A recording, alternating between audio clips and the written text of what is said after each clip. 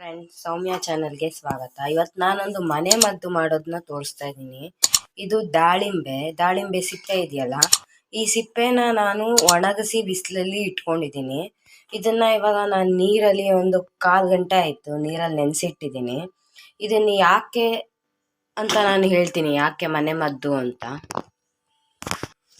Gas on ಮಾಡಿ ಗ್ಯಾಸಲ್ಲಿ ಇಟ್ಕೊಂಡಿದ್ದೀನಿ. ಇವಾಗ ನಾನು ಇದು ಚೆನ್ನಾಗಿ ಕುದಿಬೇಕು. ನಾನು 1 ಗ್ಲಾಸು ನೀರು ಹಾಕ್ಕೊಂಡಿದ್ದೀನಿ. 1 ಗ್ಲಾಸು ನೀರು ಅರ್ಧ ಗ್ಲಾಸು ನೀರು ಆಗೋಷ್ಟು ಕುದಿಬೇಕು ಚೆನ್ನಾಗೆ. ಇದು ಯಾಕೆ ಈ ಮನೆ ಮದ್ದು ಅಂದರೆ, ಇವಾಗ ಲೂಸ್ ಮೋಷನ್ ಆಗಿರುತ್ತಲ್ಲ, ಈ ಲೂಸ್ ಮೋಷನ್ ಆಗಿರೋರಿಗೆ ಇದನ್ನು ಕುಡಿದ್ರೆ ತುಂಬ ಒಳ್ಳೆಯದು. ಇದರಲ್ಲಿ ಯಾವುದೇ ಥರ ದೋಷ ಇಲ್ಲ. ಇದು ದೊಡ್ಡವರು ಅಷ್ಟೇ, ಮಕ್ಕಳು ಅಷ್ಟೇ. ಒಂದು ಅರ್ಧ ಗ್ಲಾಸು ಕುಡಿಯೋದ್ರಿಂದ ಯಾವುದೇ ಥರ ದೋಷ ಇಲ್ಲ. ಮಕ್ಳಿಗೂ ಅಷ್ಟೇ ಯಾವುದೇ ಥರ ದೋಷ ಅಂತೂ ಇರೋದಿಲ್ಲ.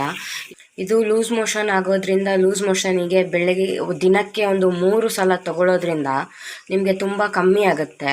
ಈಗ ಎಷ್ಟೊಂದು ಜನ ಮೆಡಿಸನ್ ತೊಗೊತಾರೆ, ಬೇರೆ ಔಷಧಿ ಎಲ್ಲ ತೊಗೊಂಡಾಗ ಕಮ್ಮಿ ಆಗಲಿಲ್ಲ ಅಂದರೆ ಇದನ್ನು ಟ್ರೈ ಮಾಡಿ ನೋಡ್ಬೋದು. ದಿನಕ್ಕೆ 3 ಸಲ ತೊಗೊಳ್ಬೇಕು. ಇದನ್ನು 1 ಗ್ಲಾಸ್ ಆಗೋಷ್ಟು ಕುದಿಸಿ ಇಟ್ಕೊಳ್ಬೋದು. 2 ಗ್ಲಾಸ್ ನೀರು ಹಾಕಿ 1 ಗ್ಲಾಸ್ ಹಾಕಬೇಕು, ಅಷ್ಟು ಕುದಿಬೇಕು ಇದು ಚೆನ್ನಾಗೆ. ಇದು ಎಷ್ಟು ಚೆನ್ನಾಗಿ ಕುದೀತೀಯೋ ಅಷ್ಟು ಒಳ್ಳೆಯದು. ಏಕೆಂದರೆ ಇದು ದಾಳಿಂಬೆ ಸಿಪ್ಪೆನ ನಾವು ಒಣಗಿಸಿ ಬಿಸಿಲಲ್ಲಿ ಇಟ್ಟಿರೋದು, ಹಾಗಾಗಿ ಇದು ಚೆನ್ನಾಗಿ ಕುದಿಬೇಕು.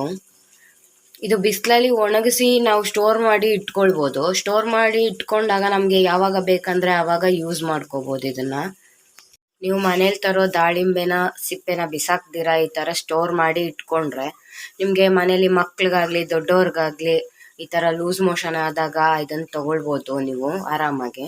ಯಾವುದೇ ಥರ ಸೈಡ್ ಎಫೆಕ್ಟ್ ಕೂಡ ಆಗೋದಿಲ್ಲ. ಇದು ತುಂಬ ಒಳ್ಳೆಯದು, ತೊಗೊಳ್ಬೋದು. ತುಂಬ ಚಿಕ್ಕ ಮಕ್ಕಳಿದ್ರೆ, ಒಂದು 6 ತಿಂಗಳು ಮಕ್ಕಳಿಗೆಲ್ಲ ಆದರೆ ಒಂದು 1/4 ಗ್ಲಾಸ್ ಅಷ್ಟು ಕೊಡ್ಬೋದು. ಸ್ವಲ್ಪ ದೊಡ್ಡವ್ರಿಗೆ ಆದರೆ ಒಂದು ಅರ್ಧ ಗ್ಲಾಸು ಕೊಡ್ಬೋದು. ಇದನ್ನು ಅರ್ಧ ಗ್ಲಾಸು ತೊಗೊಂಡ್ರೆ ಸಾಕು. ದಿನಕ್ಕೆ 3 ಸಲ ತೊಗೊಂಡ್ರೆ ಸಾಕು. ಈ ಥರ ಮಾಡಿ ನೋಡಿ ಫ್ರೆಂಡ್ಸ್, ತುಂಬ ಚೆನ್ನಾಗಿರುತ್ತೆ. ನನ್ನ ವಿಡಿಯೋ ಇಷ್ಟ ಆಗಿದ್ರೆ ಲೈಕ್ ಮಾಡಿ, ಶೇರ್ ಮಾಡಿ, ಸಬ್ಸ್ಕ್ರೈಬ್ ಅಂತೂ ಮಾಡಲೇಬೇಕು.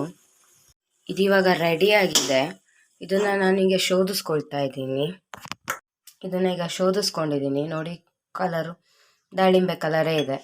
ನೀವು ಇದನ್ನು ಬಿಸಿ ಎಷ್ಟಾಗುತ್ತೋ ಅಷ್ಟು ಬಿಸಿಯಲ್ಲಿ ಕುಡಿಬೋದು. ತುಂಬ ಬಿಸಿ ಕುಡಿಬೇಕಂತ ಇಲ್ಲ, ಕಾಫಿ ಕುಡ್ದಾಗೆ ಕುಡಿಬೋದು. ಇದನ್ನು ಯಾವುದೇ ಥರ ಸೈಡ್ ಎಫೆಕ್ಟ್ ಇರೋದಿಲ್ಲ. ಈ ರೀತಿ ಮಾಡಿ ಕುಡಿದ್ಬಿಟ್ಟು ಹೇಗಿತ್ತು ಅಂತ ನನಗೆ ಕಮೆಂಟ್ ಬಾಕ್ಸಲ್ಲಿ ತಿಳಿಸಿ. ಹಾಗೆ ಇದನ್ನು ಮಕ್ಕಳಿಗೆಲ್ಲ ಕೊಡುವಾಗ ಸ್ವಲ್ಪ ಬಿಸಿ ತಣ್ಣಗೆ ಮಾಡಿ ಕೊಡಿ ಫ್ರೆಂಡ್ಸ್. ಇಷ್ಟೊತ್ತು ನನ್ನ ವಿಡಿಯೋ ನೋಡಿದ್ದಕ್ಕೆ thank you so much friends. ಇದೇ ಥರ ನೆಕ್ಸ್ಟ್ ಹೊಸ ವಿಡಿಯೋನಲ್ಲಿ ಸಿಗ್ತೀನಿ.